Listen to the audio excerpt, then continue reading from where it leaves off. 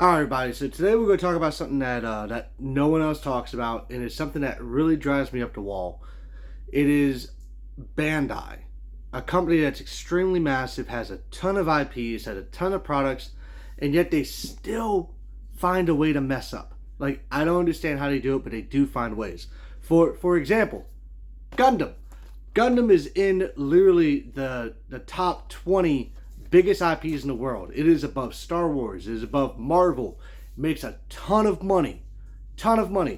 And yet somehow Bandai messes it up. Another good example is Sergeant Frog. Sergeant Frog is one of the most popular mangas that ever came out of Japan.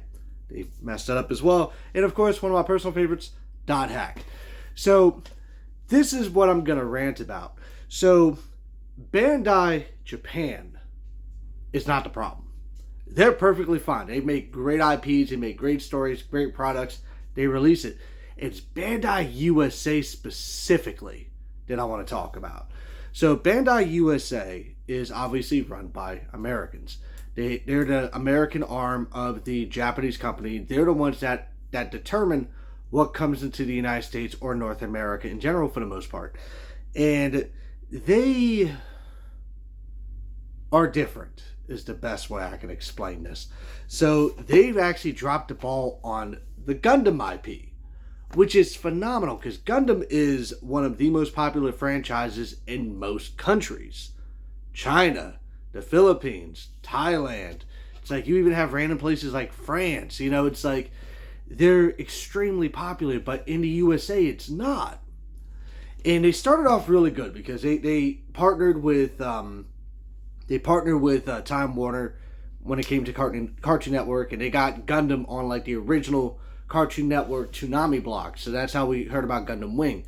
And that's where it started off fine. They had Gundam Wing, they did G Gundam, they did Mobile Suit Gundam, they did 8th MS Team, they did a lot of the Gundam shows. And then they got to Gundam Seed and they fell off. Gundam Seed came out in 2000s. And it is not the most... It's a popular IP, but Bandai USA just stopped trying at that point. They stopped trying to release DVDs. There's very famous Gundam shows like Victory Gundam that weren't released in the US for years, and then they released their DVDs in such limited number that people started to scalp the DVDs, so that the DVDs were skyrocketing. You would find a whole season of one of the animes for like $150, $100, when you can get the whole series for like $30. Like, it even got so bad that a lot of us Gundam fans started buying our DVDs from Malaysia, because Malaysia has region-free DVDs. So that means you could play them anywhere on any device. And then their subtitles are in Chinese, Malay, and English because they have a high English population. So a lot of us started getting them from Malaysia, which takes the money out of Bandai USA's pot. And Bandai USA just made no attempt to help this franchise. And they even went as far as they weren't localizing video games. Like, video games, that's a major product that a lot of people buy. They weren't even localizing Gundam games, which is insane to me for being such a famous franchise that they made no attempt and they just dropped the ball in every way or form. So let's move on to the next one, Sergeant Frog. So Sergeant Frog, extremely popular in Japan. It's a parody comic. It makes fun of everything from Jaws to Gundam to Ultimate Muscle. Pretty much anything that Bandai has or anything that they pretty much want to talk about is fair game. And it is a very, very funny comic. Very funny. And they did something interesting here. So Bandai gave the rights to Tokyo Pop. Tokyo Pop is these guys. A lot of the older people that were anime and manga fans would recognize them. They were the powerhouse of manga back in the day, before all the other people started getting into it, like Kodansha and all them. And Tokyo Pop had Sergeant Frog, and they had it for a good while. They got into the 20s when it came to the books.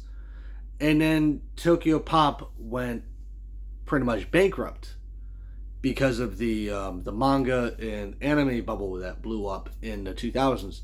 And they ended up going under. And what was interesting is that you would assume in this kind of scenario that Bandai would just get their rights back and they'll just sell it to another company, right? That's their right. It's their IP. Well, they didn't. They let Sergeant Frog sit in limbo for years, and they literally just got the rights back recently over the last 2 years. So like a 10-year long period, they just like ignored it. They got the rights back about 2 years ago, and now they're not making mangas for this extremely famous franchise in North America. We're only getting chapters online if you pay Bandai to buy it online. So you get no physical copy, but you can read the recent chapters, but only if you pay. So, funny, amazing. So let's talk about the last ball drop, which is my personal favorite, Dot Hack. So Dot Hack is the precursor to Sword Art Online, which is extremely famous, right?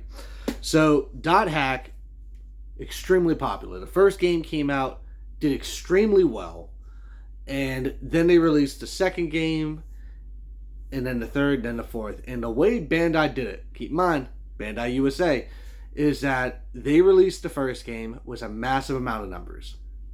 Then they released the second game with half those numbers.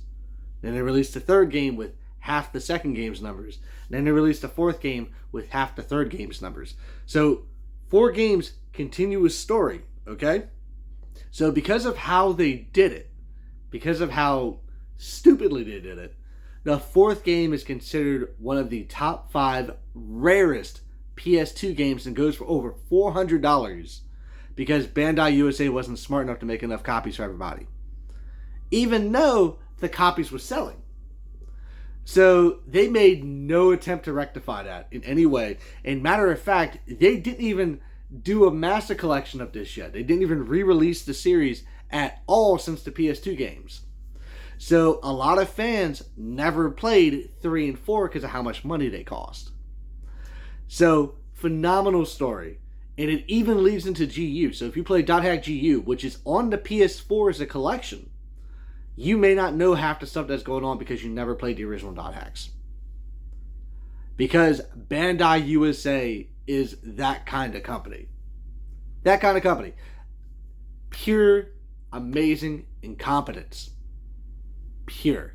I will never support them in any way or form because I don't understand how they operate, and I do not know why they hate their fans.